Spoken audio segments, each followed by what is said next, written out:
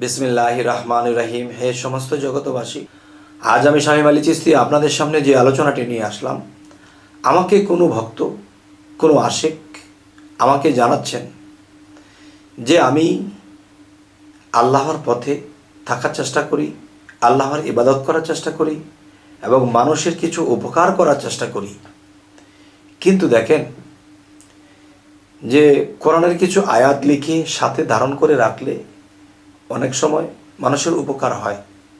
বা একটা গর্ভবতী তার সন্তান ভূমিষ্ঠ হচ্ছে না, কোরআনের একটা আয়াত আছে, সে আয়াতটি লিখে গর্ভবতীর সাথে রাখলে সাথে সাথে বাচ্চাটা ভূমিষ্ঠ হয়ে যাবে, মার কষ্ট কম হবে।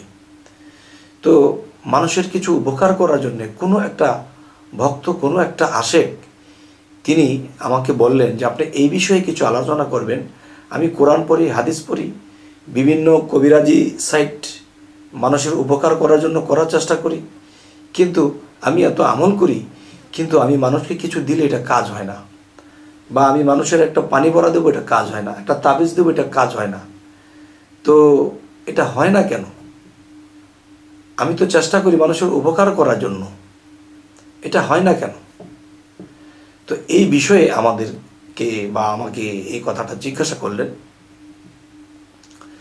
তাই আমি চেষ্টা করব এই বিষয়ে কিছু ফয়সালা দিতে, যেন তিনি এই কথাগুলো শুনে উপকার পান। সাথে করে আপনাদের মধ্যে যদি কেউ ভাবেন যে এরকম আমাদেরও হয়, আমরা তো আমল করি কিন্তু আমাদের কার্য ফলছে না, তো আজকের এই কথাটা অবশ্যই আমি বলবো। এর প্রথম বিষয়টা হলো, দেখেন, যারা অতিরিক্ত মিথ্যা কথা বলে তাদের কোনো পানি পড়া, কোনো তাবিজ কবজ এগুলো কবুল হয় না, আল্লাহ এটা নেয় না। কেন নেয় না? কারণ কারো কথায়, কারো তাবিজ বা কারো পানি পড়া যদি কাজ হয়, তাহলে এখানে আল্লাহ সহায় হতে হবে। আল্লাহ যদি সহায় না হয়, তাহলে পানি পড়ায় কাজ হবে না। তাহলে আমি বলবো যে মিথ্যা পরিহার করতে হবে, সত্য বজিয়ে রাখতে হবে, এরকম একটা ভাবে থাকতে হবে, নিজেকে পবিত্র রাখতে হবে এবং আমল করতে হবে। আচ্ছা, এই হলো একটা সাবজেক্ট।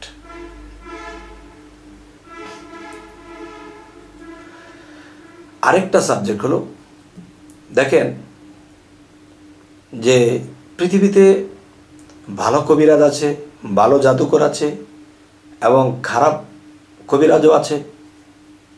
তাহলে কেউ ব্যবসা করে খায়, আবার কেউ মানুষের উপকার করে যায়। আচ্ছা, তাহলে দেখবেন একজন পীর সাহেব, কামেল পীর সাহেব যখন মৃত্যুবরণ করবে, এর আগে দিয়ে কোনো ভক্তকে তার খেলাফতটা দিয়ে যায়, যেন তার এই জিনিসটা ধরে রাখতে পারে। আচ্ছা, আবার সে যখন চলে যাবে তখন অন্য কাউকে খেলাফত দিয়ে সে চলে যাবে।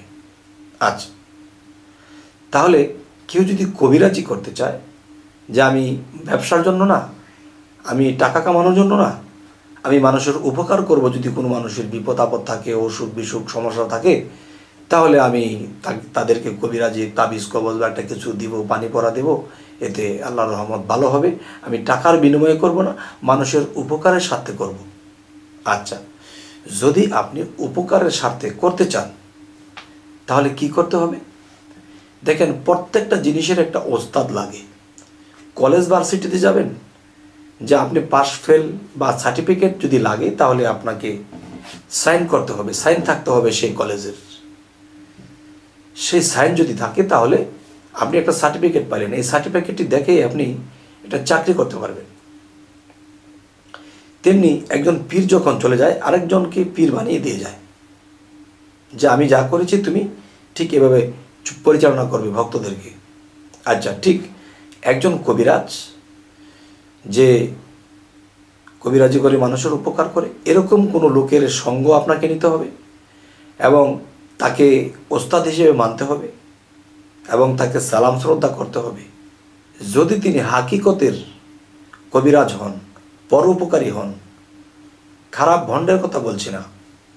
আচ্ছা, তাহলে এরকম একটা লোক, এর পিছনে আপনি কিছুদিন সময় দিবেন, তাকে ওস্তাদের সম্মান দিবেন, আপনার প্রতি তার মায়া হবে। একটা সময় আপনাকে সে অর্ডার করবে যে তুমি এই তাবিজ কবজ পানি পড়া এটা সেটা তুমি মানুষের উপকারের জন্য দিও। যখন বললো দিও মানুষকে, তখন এটা কি হলো? এটা পারমিশন হলো। খেলাফতের মতো একটা পারমিশন হলো। তখন সে যদি কাউকে কিছু দেয়, তখন এটা কাজ করবে। 10টা দেবে, 7টা 8টাই কাজ করবে, হয়তো 2টায় সেদিক হতে পারে। 10টা দেবে 10 জনকে, এতে 7টা 8টাই কাজ করবে। আচ্ছা, তাহলে এখানে বিষয়টা কি? আপনি কি বলেছেন যে এত আমল করি, মানুষকে একটা উপকার করার জন্য কিছু দিতে চাইলে এটা কাজ হয় না, বা নিজের জন্য একটা কিছু করবো এটাও কাজ হয় না, ফ্যামিলির জন্য কারো রোগ বালাই হয়েছে একটা কিছু দিচ্ছি, কাজ হয় না। কাজ এই জন্যই হয় না যে আপনি পারমিশন পাননি। তাই একজন কবিরাজ যদি আপনার নিকটে থাকে বা ভালো চরিত্রবান হয়ে থাকে, পরোপকারী হয়ে থাকে, তাহলে তার কাছে আসা যাওয়া করেন, তাকে সালাম শ্রদ্ধা করেন। একসময় সে আপনাকে এটা দান করে দেবে বা আপনাকে অর্ডার দিয়ে দেবে, ঠিক আছে বাবা তুমি এগুলো মানুষের উপকারের জন্য দিও। সেদিন থেকে আপনি 10 জনকে দিলে 8 জনেরটাই কাজ হয়ে যাবে। যাই হোক, আমার কাছে এই কথাটি যিনি জানতে চাইলেন, তিনি কি আমার কাছে সঠিক উত্তর পাইলেন? অবশ্যই জানাবেন। এবং আমি এই কথাগুলো বলবো যে আমাদের যে চ্যানেলটি অবশ্যই ঘুরে ঘুরে দেখবেন স্বপ্নের ব্যাখ্যা বা বিভিন্ন কিছু আলোচনা। যে আপনি কালকে একটা কাজে যাবেন, আপনি 50 লক্ষ টাকা একটা বিজনেস করবেন, এই 50 লাখ টাকা আপনি ইনভেস্ট করবেন, এখন লাভের আশায় দিয়েছেন, পরের দিন ফোন আসছে যে আপনি যে টাকাগুলো দিয়েছিলেন একজন এটা মেরে চলে গেছে, তখন টাস করে আপনি পড়ে যাবেন, এমনকি মরেও যাবেন। তখন পৃথিবীতে থেকে কিন্তু ভালো কাজ করা যায়নি।